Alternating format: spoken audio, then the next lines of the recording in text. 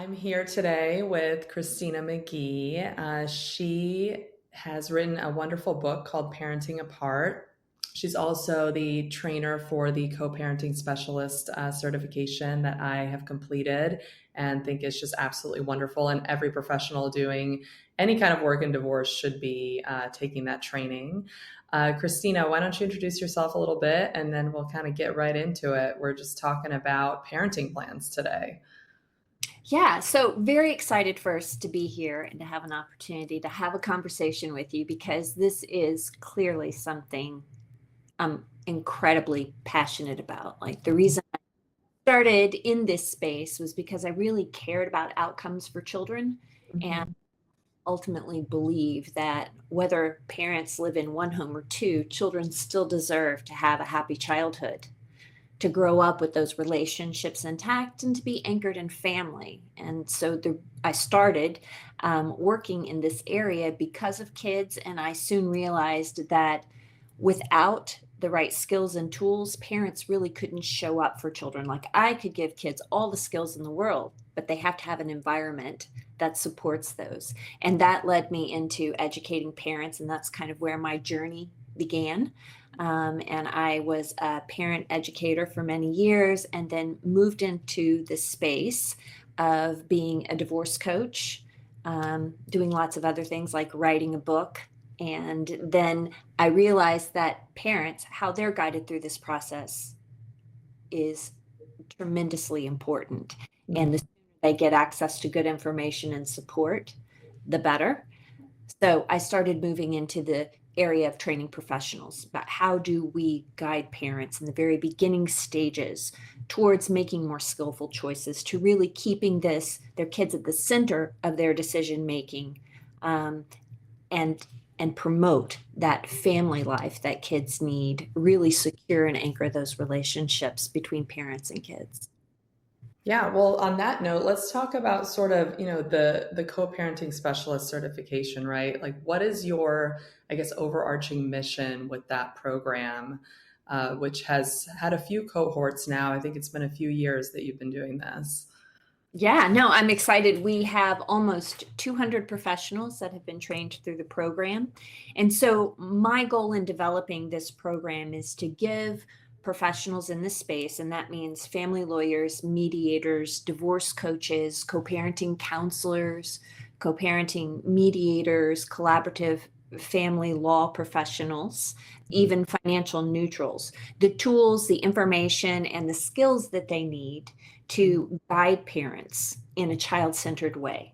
So, how do we really focus in on the one thing that parents always have in common, right? And that's the children, and really make choices that support family life, give children what they need. Because the truth is, while the marriage, the relationship between parents has changed, children's needs have not. Hmm. All Right. the things that kids needed before the divorce, they're going to continue to need after the divorce. And so, how do we as parents facilitate that? So, my goal is to really make sure that professionals have that information so they can be guides, so that they can direct parents in those early stages towards resources and support that's going to help them do a better job as they're parenting their children through this time of change. Mhm. Well, and how often too the children actually get lost in these conversations. Going through the parenting plan, everyone's focused on what they want as parents, but sometimes what the children need is actually forgotten a little bit. Everything becomes very positional, and it's so challenging, when you're dealing with so many different stressors to sometimes take a step back and say, wait a minute, what would be best for my child with everything that we're talking about, not what's best for me or best for my ex-spouse. Right. Well, I truly believe that most parents, right, want to do the very best they can for their children Agreed. during, and that as professionals, it's so easy to kind of fall into the trap of expecting the very best of parents during the worst time in their lives. And the truth is that parents are having to navigate this change, right? And divorce doesn't just change one thing about life; it changes everything all at once. And Yeah. so are having to, deal with their own strong emotions, the upheaval of life as you have known it, while being fully present for their kids and trying to keep it about their children. I think parents desperately want their kids to be okay. They want to be making good decisions, but you're right. It gets lost in the shuffle because we lose that really important perspective. I tell parents frequently, it's hard to see the picture when you're in the frame. Yeah. And so for so many parents standing in the frame of our lives, and we don't have that perspective that we need. And that's where I think, first responders, these professionals that are there in the early stages of the process have such a tremendous opportunity to be that point of influence, to give that outside of the frame perspective to parents and help them really get centered on their kids. But one of the problems is, how do you do that if you don't really understand what the needs of children are? If you don't have the training yourself to know what does a 5-year-old need as opposed to a 13-year-old, and how does the emotional process, the sense of grieving and loss that families experience, how does that impact parents? How does it impact kids? How does it play out, as we're going through this change, going through the process of separation and divorce? And so the co-parenting specialist training program is about giving professionals that information. It goes above and beyond the status quo of just in the best interest of children to really making the process child-centered. I think most parents, right? The reason I do this work is because I believe that 90% probably of parents can sit down, can be rational, can have thoughtful conversations, have that capacity and desire to put the children at the forefront of everything they're doing. But the traditional divorce litigation process is not really suited to help people do that, right? So let's talk about that a little bit. The traditional process, find a lawyer, retain the lawyers do all the talking, the parents are sort of, talking through other people, not talking to each other anymore. How have you seen that be detrimental to the children at the end of the day? Well, I guess the first thing I wanted to say is you got to take into consideration that family courts, right, the legal system is not designed to deal with family issues. It's designed to resolve legal matters. It's like going to your mechanic and asking him to tell you, like, so how can I improve my health? Like, I just want to be a healthier individual. Can you help me out? Like, a mechanic doesn't have the skills and knowledge and tools or the ability. They're all about fixing cars. And, because marriage is a legal contract, it became part of that system. So it really, the scope of what the legal system can do is very, very narrow. And it is designed to be kind of an adversarial system. It's to resolve conflicts. And it doesn't have the means to really give parents what they need during this time, which is to slow it down, to really take a thoughtful approach. And many of us feel so incredibly vulnerable when we're going through this process that we think we need to protect ourselves. And so it makes sense, right? Going through this process, I need someone to protect me. I'm going to find a family lawyer. And it just really shuts down communication. It starts really highlighting the differences instead of what we have in common. And I look at going through the family court is really disempowering parents, not empowering parents, right? You're handing over your decision making to somebody else. It's like stopping a stranger on the street and going, so what do you think I should do with my kids? Like, how should we be parenting? The judge doesn't love your children. Your lawyer doesn't love your children. You know your kids better than anyone else. So why not approach the process in a way where you can open conversations? And that's what parenting plans really are. They're an opportunity to explore and to have a meaningful conversation that's on what do we want life to look like at the end of this? Like, what's going to be the best possible outcome that we can imagine for our children? And how do each of us contribute to that? And it's not about, I don't think that parenting plans is all about like getting on the same page. Sometimes it's about sorting through where we're different, Yeah. what we bring to this process, agreeing to disagree, giving space to allow different to be different. Because the truth is had some common goals when you were together as a couple, chances are you didn't approach everything in the exact same way.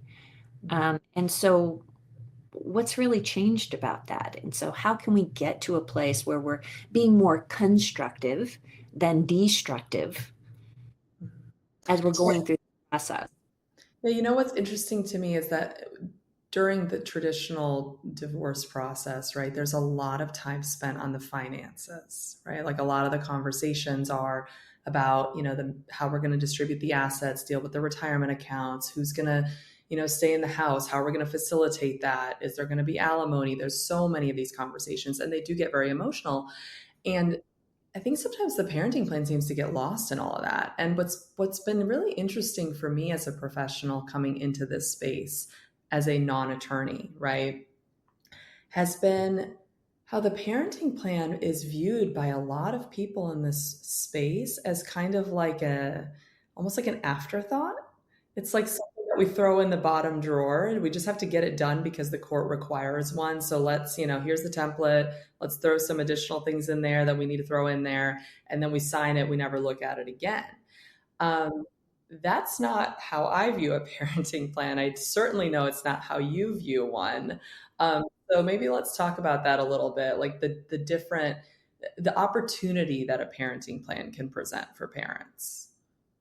Well, I think it is exactly that. Like, again, the scope of the family court is very narrow. They're like boxes that you have to tick, and the vast majority of legal professionals that go through this process, that's the way you do it, right? That's the training that they've had to be an advocate. And it's not to say that family lawyers can't approach it differently, but where's that training and knowledge and skill coming from, right? You have to be motivated to approach it in a different way. And so with a parenting plan, you shift the focus of conversations. Instead of just getting through the process, like how are we going to get you through this process, the conversation becomes how are we going to get you through this process well. Mm-hmm. And it's a much broader conversation. So, and I think when you can, even with you talking about finances, how do we divide up what we own and what we owe, and who's, paying what to whom, and how do we create two households when we had been contributing to one? I think when you shift the conversation to some of those questions I talked about earlier, like what do you want life to look like at the end of this for your kids? It changes the lens through which you're looking at these issues. Instead of, who's getting the family house and how are we dividing up the equity, it's like, how are we going to create two households that feel comfortable for our children, right? Where they have a sense of belonging and connection in each place. And what would that look like? And so approaching parenting plans, you're really kind of helping people map out the future. The other thing is that the traditional parenting plan where you're ticking those boxes doesn't prepare you for real life, right? The ink dries, we tuck it in the bottom drawer, and then people find like all of these issues are coming up we hadn't anticipated, we didn't talk about, we didn't prepare for. Like, how are we going to handle the transitions? How are we going to decide about extracurricular activities? Who's taking, Billy to basketball practice every Tuesday? And there's just so many nuances to parenting children. And those things don't get addressed. And so family life to continue. Right? And it's so much bigger than How are we gonna, who gets Christmas Eve? Who gets New Year's Eve? How are we gonna handle birthdays? Are we gonna divide them down the middle? Who's paying what to whom? Again, how do we broaden the conversation? How do we explore possibilities and really treat this, in an honorable way, really supporting families through a time of significant change? Yeah, I tell my clients often, as a mediator, right, we look at the finances and we look at the parenting plan. And when I work with clients individually too, once the finances are sorted, that chapter's kind of done, right? We carry out whatever the agreements are and then we move on, but the parenting continues.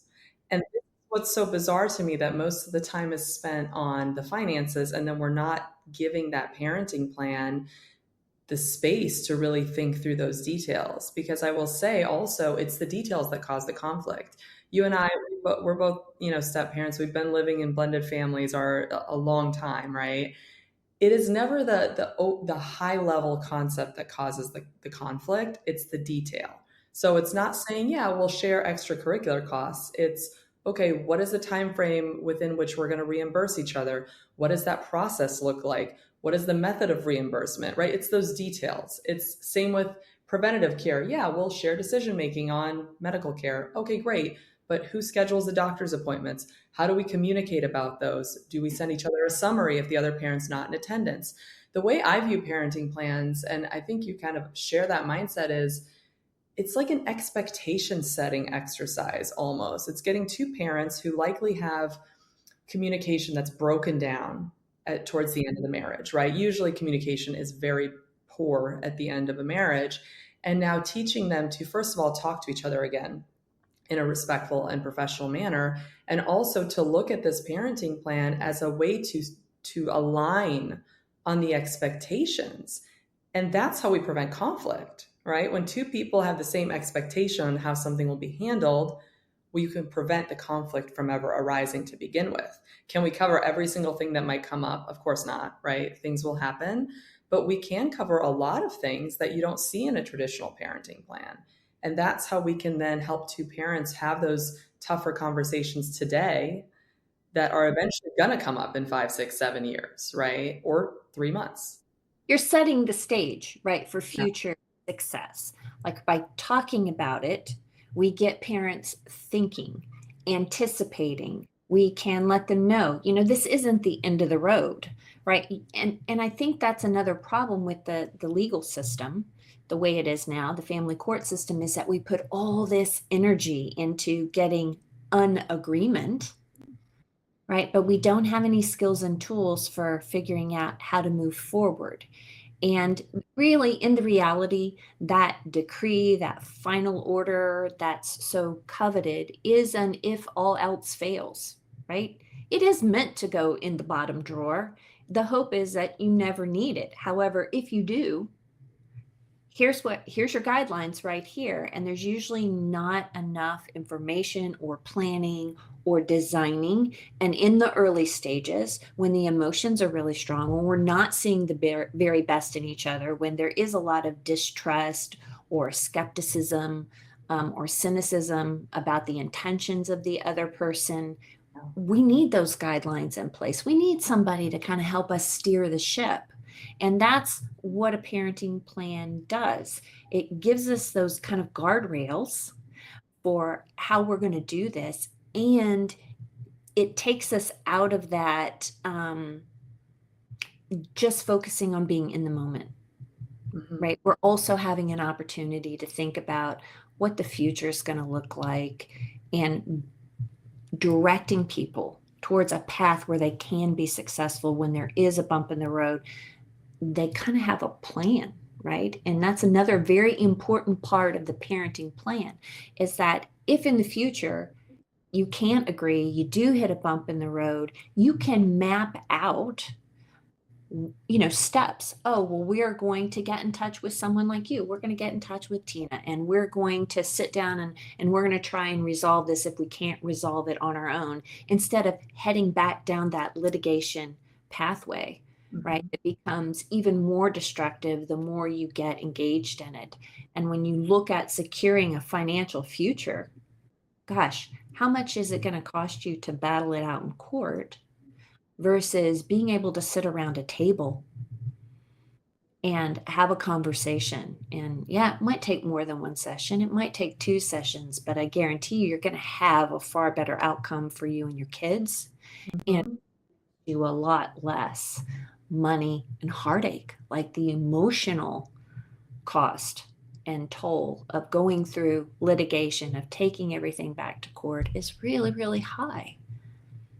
It's hard to recover, I think, as a co-parenting dynamic from litigation. You know, some people find their way there eventually after heated, divorce battles, but it's tough. Going from that type of environment and sort of that mudslinging energy and then trying to find a way to coexist, at your children's football games and be able to communicate in a healthy and respectful way. It's really tough for most people to find their way there. Certainly can happen, but of course, if you can start on a more amicable foot from the outset, that's kind of the ideal scenario, right? Um, yeah, and to your point, I think with parenting plans, a lot of times I'll have people come to me and we'll get to sort of that holiday time sharing section, right? And they sort of say, well, we'll just kind of figure it out. And my answer to that is, oh, look, first of all, I will never be party to drafting a parenting plan that says holidays are as the parties agree, because I just don't believe that that's good for, I don't care how amicable you are, because inevitably that same year for Christmas Eve, both people's grandmas, they're both going to want to come in town, and now we're arguing over whose year is it, and that is so silly because we could have just planned it ahead of time. And I tell people all the time, you can change anything that you both agree to change in this at any time. You're not locked into this for the rest of your life, but it gives you a framework so that when inevitably you both want something to happen the same year or the same holiday, it's very clear who has that day, and we're not arguing over that, right? And then you can always choose to switch it.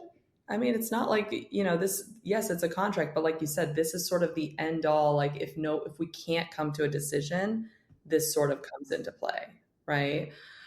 So let's talk about that then, with time sharing, right? This is obviously one of the most difficult decisions for most parents when it comes to splitting up, is how they're going to deal with time sharing.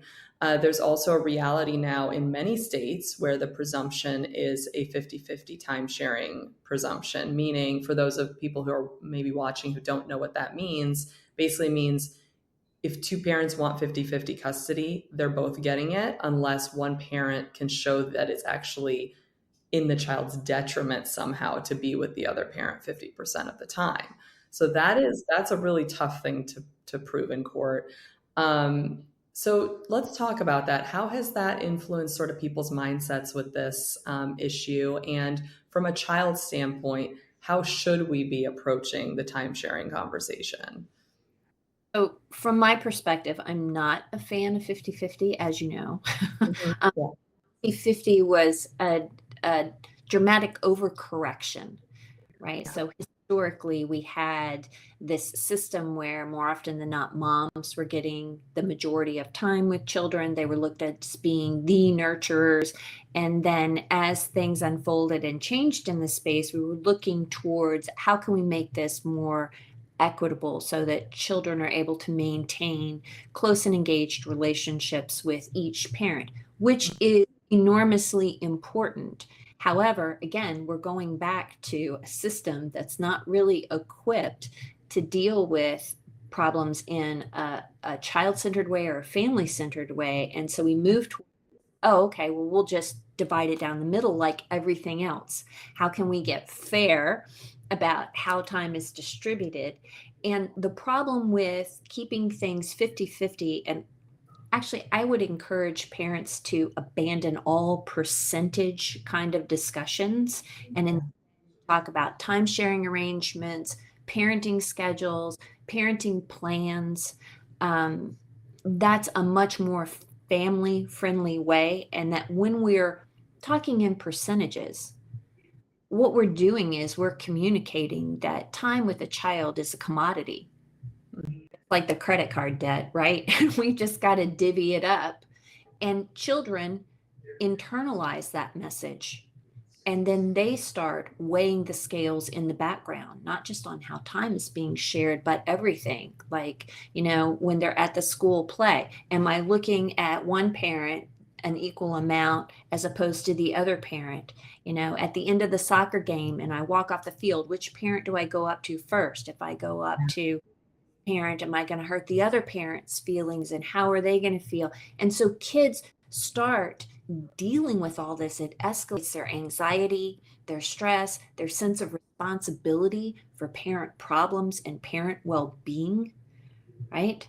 In our last co-parenting specialist training, one of the participants was sharing, and I don't remember where it came from, but she was sharing a picture that a child had drawn of herself while her parents were going through divorce, and her face was a clock.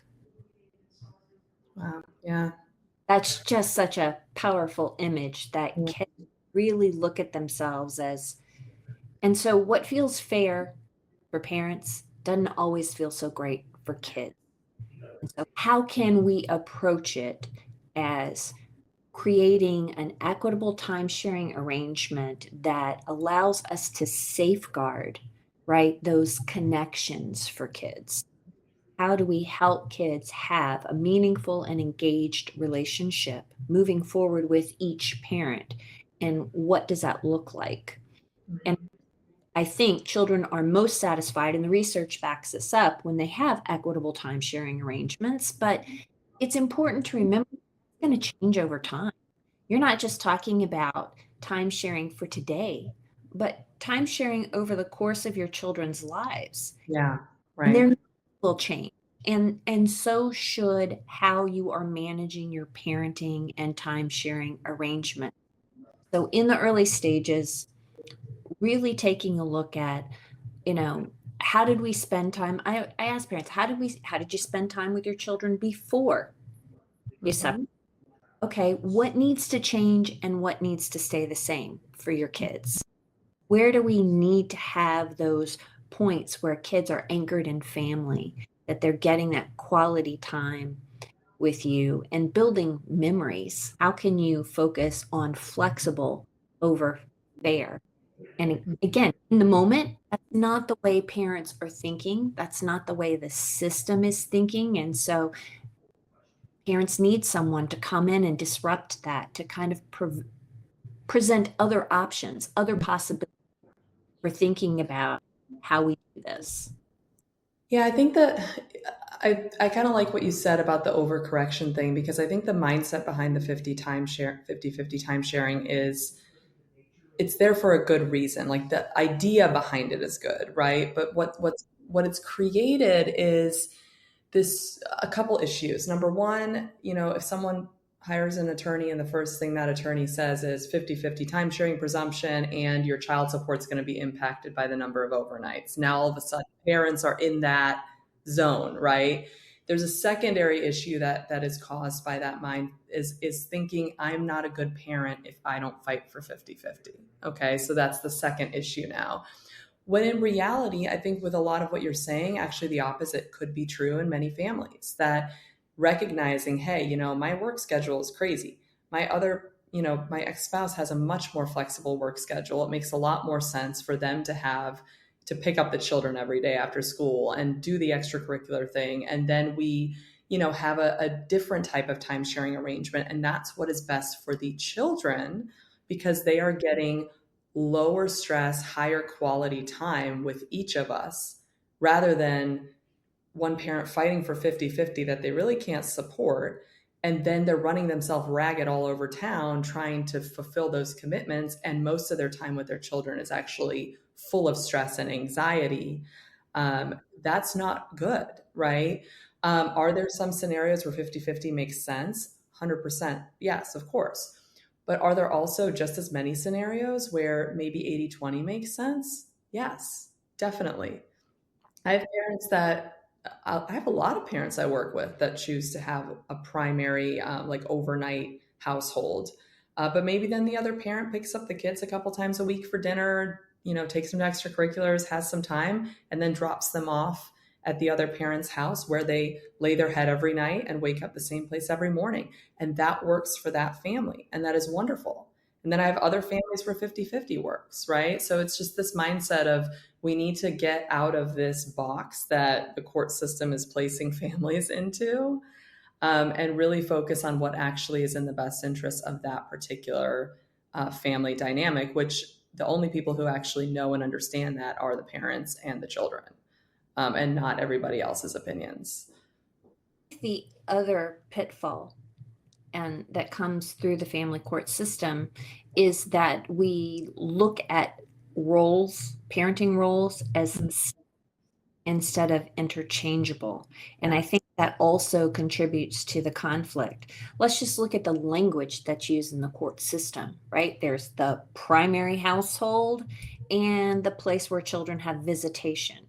Gosh, family friendly is that? And it's setting up this dynamic that the time children have with one parent is temporary, fleeting, fragile, that doesn't create a sense of security. And parents become very like, who wants to be the backseat parent? And if we approach this conversation as recognizing that each parent has value in children's lives, plays an integral part, is part of that foundation, that self-identity, and that our parenting roles may change and fluctuate over time. And that's why I encourage parents to use what I call a two-home concept, and I use language like on duty, off duty, right? And that really has to do with which parent you are in any given moment. It has to do with who's with the kids, taking care of the hands-on responsibility. Well, you're the on-duty parent in that moment, right? You're making sure they get to bed on time and they brush their teeth and they're ready for school the next day, right. And maybe the homework. The other parent is kind of sitting on the sidelines. They may be a point of contact. They're still there. They're supportive. They can be called into the game at any time. Mm-hmm. And those roles switch, right? So I think when we have this, when we adhere to this mindset of that we have to label parents as having a specific role, and this is who you are, and this is apportioned to the way the time sharing is, then gosh, who wouldn't feel defensive? Who wouldn't worry about becoming, less significant in their child's lives if they weren't getting their fair share of the time with children? And I think when we shift that mindset and we can put parents on both sides of the problem instead of opposite ends of the field, we can craft agreements that work so much better for kids and for families. Yeah, I definitely agree. And I think it's really important, for professionals in this space to take trainings like the one that you offer, because unfortunately, I think what happens is, when you're practicing family law for decades, or, whatever the role is that you fill in this space, and you're doing it for a long time, kind of doing it the same way, I think sometimes the language that's used can do more harm than maybe people realize. Like, it might not seem like a big deal to an attorney to say, oh yeah, here's the statute, 50-50 time sharing presumption. Here's, how the child support works with that. Let me run this down for you. Or even a paralegal might be the one having that conversation, right?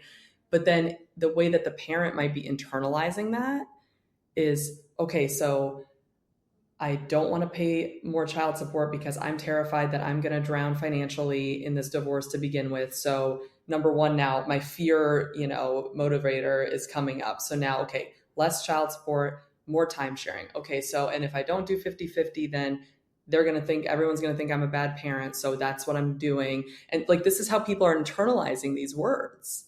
They're not intended to be, internalized that way, but that's the reality when someone is so overwhelmed, vulnerable, emotional, fear motivated. They're terrified of losing everything, as you said. Everything's changing, nothing's stable, nothing's certain. Those words and the way we approach those conversations can have huge implications for people. And that's one reason, like for me in my mediation practice, I work mostly with pro se litigants, which means people who don't have attorneys. I never start with financials. I always start with a parenting plan. And the first question that I always ask the parents are, when your child looks back on this when they're 25 years old, what do you want them to say about this divorce?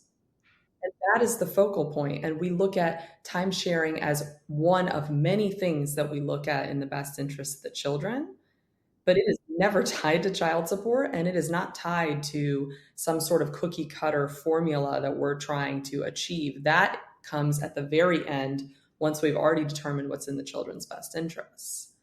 I think more people kind of took that approach, which a lot of that I kind of pulled out of the training I did with you, right? It's like if people would take that approach, there'd be a lot happier children later down the road.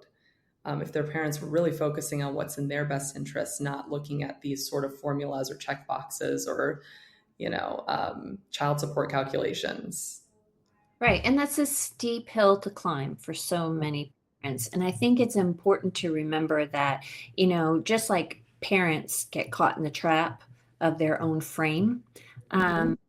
so can, family law professionals, people in this space, right? We get caught in the trap of our frame of reference. And if this is the way it's always been done, unless we seek out new information, unless we, invite in new experiences to kind of shift our frame, to give us that perspective outside our frame, it's really easy to get caught in that. Mhm. All you have is a hammer, every problem looks like a nail. And so if you add more tools to your toolkit, I think you have to actively reach out for those experiences. And that's another reason that this program came to be, right? How do we add more tools, more strategies, more opportunities for information and different perspectives, to broaden our own view of what the possibilities are for these cases that we're working on. And I can say that the program gives me a lot of hope for the future, because we do have family law professionals that are coming into the program, as well as mediators and collaborative professionals. And, you know, all of these professionals are coming together because they see that there needs to be something different, right? They're dissatisfied with only having a hammer. And so I think that the other benefit of the program is it is a multidisciplinary program. Right. So, in addition to my role within this, I also get to learn about other disciplines, other professionals, and how we can take an approach where we give parents a team carrying them through this experience instead of just one individual, and what that can look like. And I think that when you take that approach, everybody gets lifted up, right? Uh, Mhm.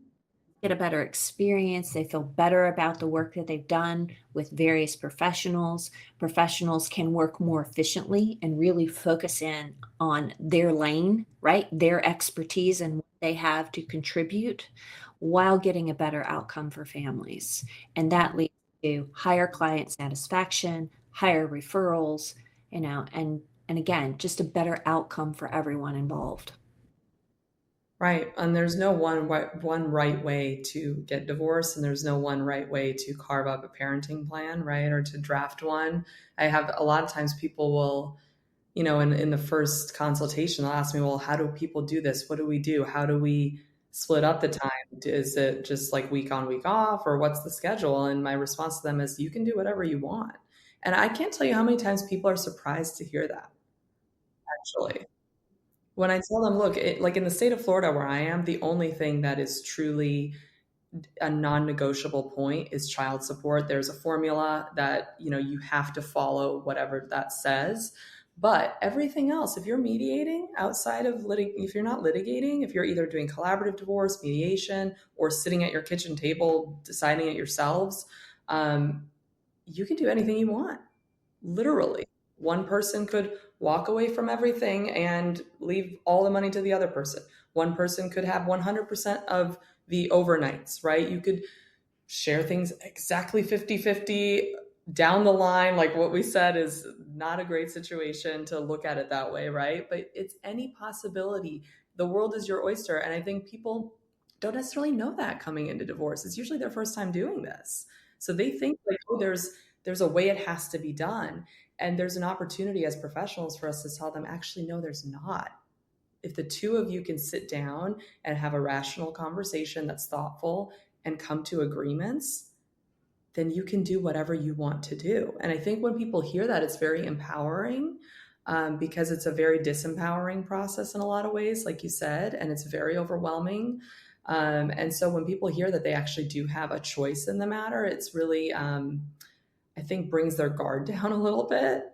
But, it's a matter of finding those professionals that can kind of support that point of view as well. Well, and I would add to that, even if you don't think you can sit down and have a conversation, right, and use that wise mind, a lot of times engaging in a process from a child-centered approach, right, you can start making headway. Like I've seen a lot of happen. People are like, no, this will never be able to craft an agreement. Even if you can get to 30% or 50% or 60%, that's 60% less that somebody else is deciding for you. And I also very much believe in the power of one, right? You may not be able to do anything about how the other parent approaches this process. You may be one of those, that are in a high conflict situation, that you have a co-parent that is in it to win it. That doesn't mean that you can't have a child-centered focus. That doesn't mean that you can't make, you can respond versus react, because children, even if just one parent becomes that stable, consistent, nurturing force in a child's life, kids are going to feel better than if both parents are at war with each other. And so even in situations that are less than ideal, where you're dealing with really difficult circumstances that make the process that's already complicated more complicated, there is still a lot you can do by engaging in support for yourself, getting good information, and seeking out professionals who are going to help you hold that vision for your children. Right. Yeah, I tell clients who are in those dynamics, right? Sometimes, like you said, they're not going to be able to sit down together, but you got to focus your energy on the things that you can control and the things that can actually move you and your children forward. So in cases like that, I'll send different resources to those clients, different books they can read to understand how children are processing everything that's going on around them. I'll, a lot of times work one-on-one with them on a parenting plan, which I'm sure you do with a lot of your clients as well, because when you're in a heated, litigation, divorce litigation, the more legwork you can do and the more clear you can get on what it is you want and what you're asking for, the better equipped your attorney is going to be to argue that is what's in the child's best interest, and to get those things put in place so that your child can stay at the center of this process, even when it is highly contested. But if both people are just caught up in the emotions and not making tangible progress forward, that's where you hear, 2 years, 3 years in, still trying to get divorced. There's still no parenting plan. There's still nothing happening. So if we can at least start getting some clarity around what actually does this parenting plan possibly look like, I think there's a lot of opportunity there if you focus on the right things.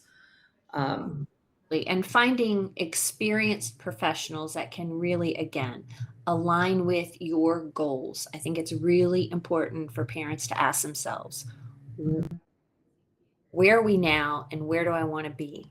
Right? What is that like, and who can best help me, in that direction? And again, I think there's a lot of room for hope, but it takes really asking questions, being thoughtful in who you choose to help guide you through this process. And it can make a tremendous difference in, how things play out. And when parents can get access to good information support early on in the process, it can have a tremendous impact in how their children adjust, how they adjust, and how quickly everyone gets through the process. And we get to that new normal and the ability to really redefine our family.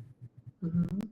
So, as we're kind of wrapping up here, what would you say would be your sort of, I guess, the biggest takeaway, right, for parents as far as how their children are going to process this and what they can do as parents to really help their child through the process, whether it's highly contested or amicable, right? What is the best thing that they can do to support their child? So, gosh, there's so many different things I would want to put on parents' radar, but I think one of the most significant is parents tend to really underestimate how much influence they have on how their children get through this process. Mhm. And so, if you want your kids to be okay, you have to be okay.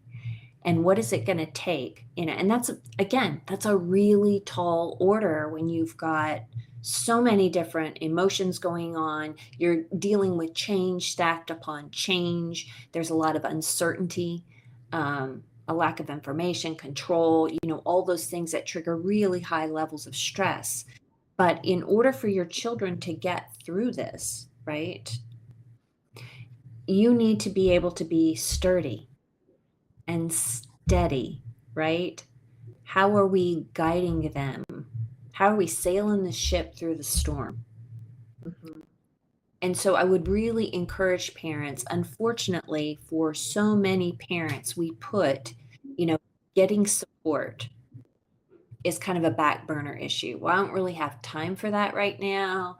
Um, in my mind, you don't have time not to, right? That getting that support, getting that information, getting connected to experienced professionals can make such a tremendous difference, and you don't have to go it alone. And now more than ever, we have so many opportunities available to us. And so I think a lot of it has to do with shifting our own mindset as a professional community, changing the conversation, and Mhm. really finding a way to lift parents up and connect them with the resources that they need. And it doesn't necessarily need to be a whole lot. It could be a podcast, it could be a chapter in a book, it could be talking with a counselor, it could be getting a divorce coach, it could having a trusted friend who isn't going to tell you what you Want. want to hear, but what you need to hear, right? Right. Yeah, you have to be careful which friends you talk to, right? Do. But but I think that you don't have to deal with this in relative isolation, and unfortunately, so many parents do. So think about, how are you building your team? Where are your circles of support? And how do you also build those systems of support for your kids? Because you may be the best parent in the world, but sometimes you might not be the one kids are going to talk to or share their worries or concerns with. Um, and you are only one, right? And there's only so much of you. And kids need systems of support just like we do. And that can be community supports, it can be a teacher or coach at school. There's a lot of different options, but we have to make it a priority or else it's never going to happen. Definitely. Well, thank you so much. This has been an awesome conversation. And if anybody wants to get in touch with you, what's the best way for them to find you? So there's two ways you can find me. One is at my website for parents, which is divorceandchildren.com, divorceandchildren.com. And if you're a professional who's looking to connect with other professionals who are wanting to change the course of divorce and to change the conversation, gain more skills and tools, you can find me at coparentingspecialist.com. Wonderful. Well, thank you so much, Christina. And I'm sure there's a lot of people who are going to learn a lot from this. So I appreciate your time.